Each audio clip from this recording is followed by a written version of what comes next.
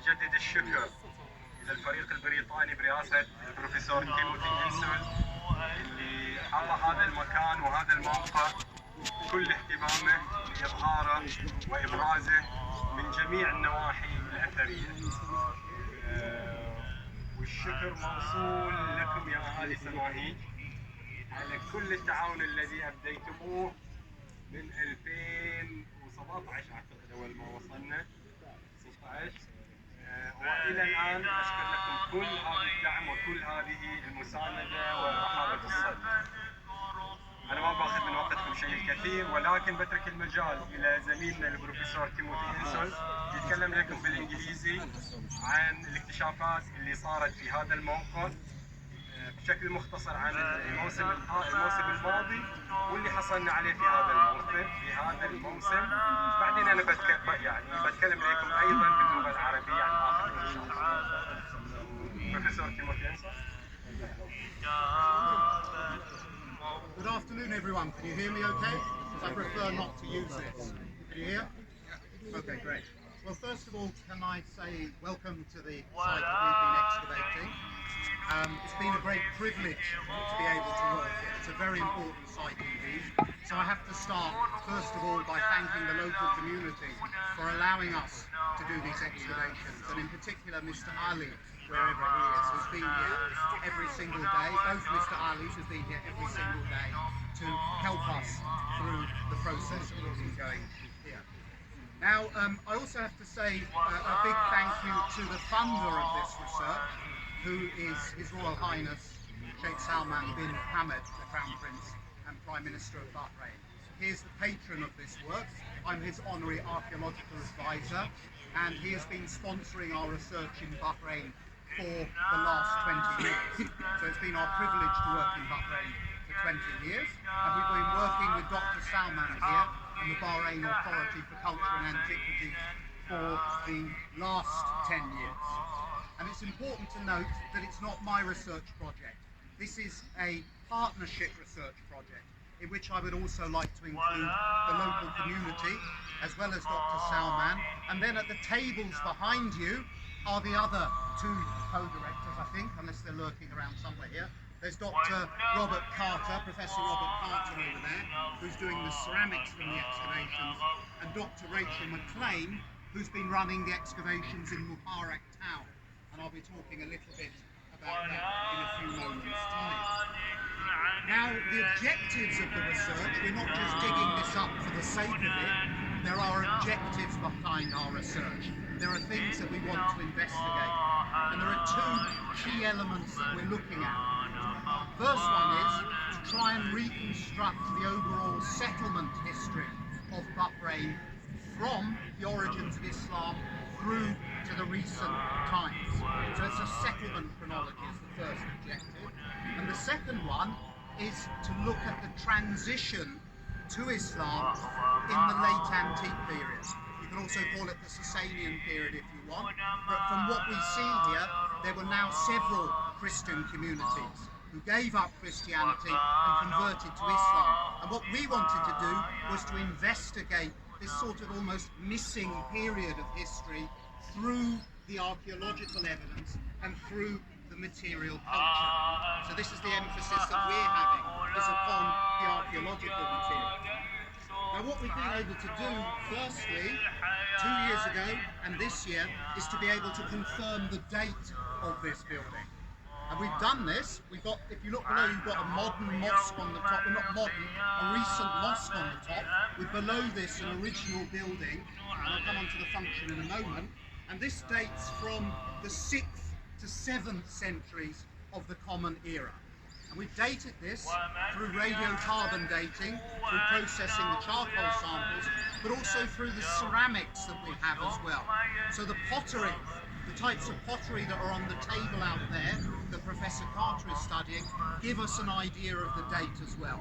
And these are exactly the types of ceramics that you would expect to find in an immediately pre-Islamic site, which are very rare indeed in Bahrain, but which a few examples have been excavated elsewhere in the Gulf. So these ceramics give us an idea of chronology, but they also show us the connections that the community, this Christian community that was living here in the 6th to 7th century had. So this pottery, some of it was local, but much of it was also being imported as well. So we have ceramics that are coming in from India, we have a few pieces from Africa, we have a lot of pottery from Iraq, we have some pottery from Iran, and we have some other material for other areas of the Gulf as well. So it's showing us the connections too. What this is also doing is fitting into the overall chronology, our understanding of settlement in Bahrain. So what we can see is in Muharraq, in this period, the 6th to 7th century when this building is used, then the occupation drops off in the 8th century, there's less use of it, and then it's abandoned. And this is reflected across Muharraq until the 16th to 17th century. You have village occupation here. What we see is we see a shift in occupation to Awal. And previously we did excavations in Bilad al-Qadim, and this is the area that then becomes important. So first we have here, then conversion to Islam occurs, and the people move and found, or a new capital arises in Bilad al-Qadim. That lasts until the 14th to 15th centuries, and then that's abandoned, and people shift to Qalat al-Bahrain. This becomes the centre of power. And then when this comes to an end, you again see the rise of Muharraq, but the shift in power is down to Muharraq town, and that coincides with the rise of the pearling industry as well. So we're being able to reconstruct, and remember this is from archaeological evidence, it's not from the historical data, from the archaeological evidence, this narrative of settlement, with this missing period being able to be fitted into it. Now looking to the function of this building, there's been a debate whether it was a church or was it a monastery. We can discount this. It is not a church, it is not a monastery, it's not a place of prayer. What we think this is, we're fairly certain we understand now, is it was the palace where the bishop, the religious leader of this Christian community lived. And we know in the historical sources that there is references to a bishopric of Samaheej, which is a corruption, of course, of Samaheej. And it would appear that it was the bishop of Samaheej that lived in this building here. It's a good enough type of structure to have been inhabited by someone who was wealthy. We've been able to reconstruct some of the function of the different rooms in here. So if you look inside there, those two central rooms there, these were living rooms, we're fairly sure. We know this because if you look on the tables, you'll see that beautifully decorated plaster with different patterns and such like on. That fits within the repertoire of Sasanian or Christian plasterwork. That only comes from these two rooms in here. Elsewhere in the building, the majority of the plasterwork was plain. It was more ordinary. So they were focusing the decoration in the rooms that were potentially lived in by the bishop here. We haven't yet been able to ascertain how they entered the living rooms, but we think it was probably under where the Qibla, the mihrab, was of the mosque. So on this wall here, but the evidence for it has been destroyed at the back where those slabs are there. But we're almost certain that that was the entrance way into here. And if you look around afterwards, you'll see that we've done a test excavation there, and there's an area of plaster floor that we've uncovered outside the building. Now that's very important indeed, because that suggests to us that there may have been a patio or outside area that was linked with what is called an Iwan. An Iwan is like a domed antechamber. You see it in Iraq, you see it in Iran. It's sort of like an open reception room. And we think there was possibly an Iwan on this end here, and then you went through that and you entered into the bishop's palace there. We've got certain parallels to that. Something else that tells us that this was the palace or the house of someone who was important is the fact that it's very clean. There's very little rubbish inside of it. So they were taking great care in sweeping up, for example, the animal bones and the remains of the meals that they had. Normally, if we compare it with what we have in Muharraq town, you would find a lot of animal remains and such like in there. Here we're getting very little. And again, I would encourage you to look at the material that the students have laid out to show you the types of evidence that we examine here. And what we see, when you look at the species that are represented here, there are two main categories that were being eaten.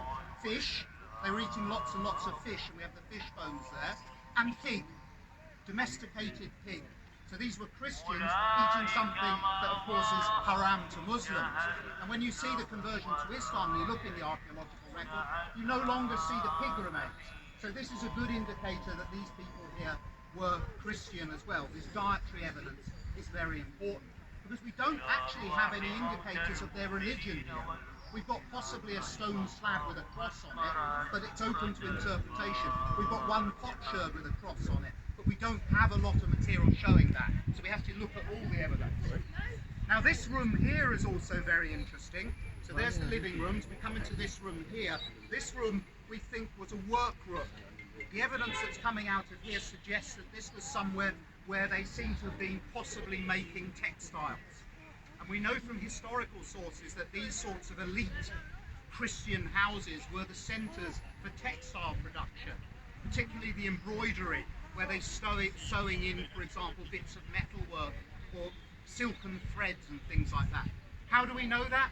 We've got spindle whorls that are used for spinning the yarn. We've got sewing needles, and we also had two small furnaces that we found in there that had been used for smelting copper, very fine metalwork that was possibly associated with this textile production. So you've got living room, workroom, then this long room here that last year we thought extended all the way to the back there is actually subdivided. Can you see there's a piece of the original wall here with two grades next to it, just there. This, we're almost certain, was the dining room. This is where the bishop and his people would have taken the meals. If you look at this wall, I can't see with the indentations in it there, we think that those were where there were wooden benches fitted into the walls, and those wooden benches haven't survived themselves, but we've got the markings there of where there were the fittings. And the plaster is very important indeed for telling us about the organic materials, the wood, the matting, the straw, the fibres that they were using, because it leaves impressions in the plaster, so we can reconstruct from that as well. And then the final room that we've been able to identify the function of is this room here. It's very badly damaged. This isn't part of it, these are grades, but there's an original wall there. At the back there's like a stone table here where Mr. Ali Hassan is standing. There's a stone table there. And if you look at the layers inside it, they're very burnt. We think that this was the kitchen area. We're also getting a lot of other material out of there. So we've got kitchen, dining room, workroom, living room, living room. We would like to know more about what was going on the other side, but that side is extremely badly damaged. That is where most people have been burying since, so we're not touching that. We're leaving that alone. But if we were to extend out, we think that this would be a much larger building. And on Sunday we've got a Department of Survey coming here to do the aerial photographs with the drone. From that you can really see how probably the walls extended out. And I would be fairly certain, I know we can't excavate there, but that mound behind you over there also has another Sasanian building on it as well. So very important evidence indeed in relation to what we found. Now putting this within the overall context of what we know, what we would suggest is that Samaheej was a place of settlement. It wasn't a place of Christian prayer. Mr. Al-Haiki, if he's here, he came up with a very good idea the other day. He said this would have been where people settled because this was the place with sweet water. This is where you could drink, and he said there are still wells here. Whereas there, obviously meaning monastery or whatever, is the place where they went to pray. So there's a relationship between the two villages that continues to this day, and that was the religious centre. This was the place where they lived. What we want to do next year is to excavate. We found a place in there, near the mosque, in a car park, where the mound rises up, like this, slightly big mound, almost certainly human-made. We're going to dig a trench down through that and see if it's only electricity cables and sewer pipes, or if we find some archaeology indicating the possibility of the church. And of course, that's where Mr. Ali Hassan lives as well. So that's one of our plans for next year. What I also need to say is what's most exciting is our excavations in Muharraq town have found evidence there for the potential for another Christian community. Because there we found it's on the tables over there, a small cross made in ivory, and also a lot of evidence again for the people there at the same date, 6th, 7th, 8th century, eating pig. So originally we thought it was a Muslim settlement. We're now fairly sure it isn't. So there seem to have been several of these Christian settlements on Mubarak.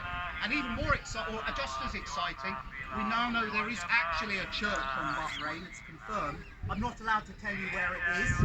It's in a secret location, but we've seen it, and there is actually the church building on one of the lands of Bahrain. I can tell you that as well.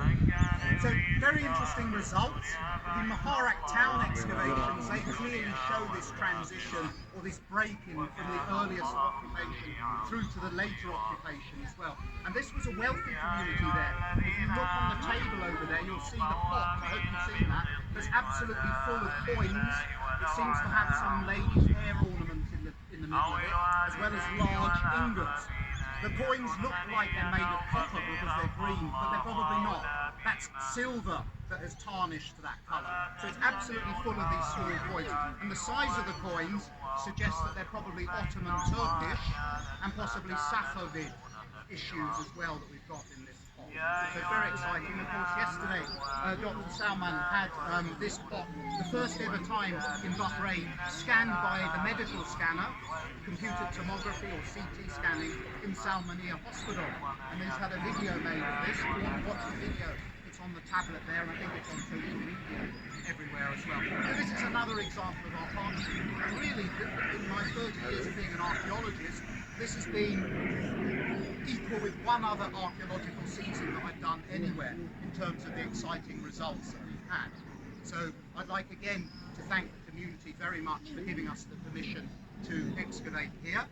And finally, what we would like to do, of course, is to continue the excavations next year. I think there is still a lot of very exciting information to find from here. And ultimately, and this is where we need to talk with the community also, a site as important as this should be preserved and should be presented to the public as well. But that needs to be negotiated because, of course, it is in the middle of an active cemetery. So we would need to consider how the community, and they should lead this process, how the community, and if they wanted this to be done, and we could help facilitate this through the agency of His Majesty. So thank you very much for listening. If you have any questions, I think we're going to have them after Dr. Salman has given his short, long paraphrastic speech. بحاول اسوي نفسي بتكلم من غير السماعه. اذا شفتوني صوتي مو واضح قولوا خبروني. خذ السماعه لازم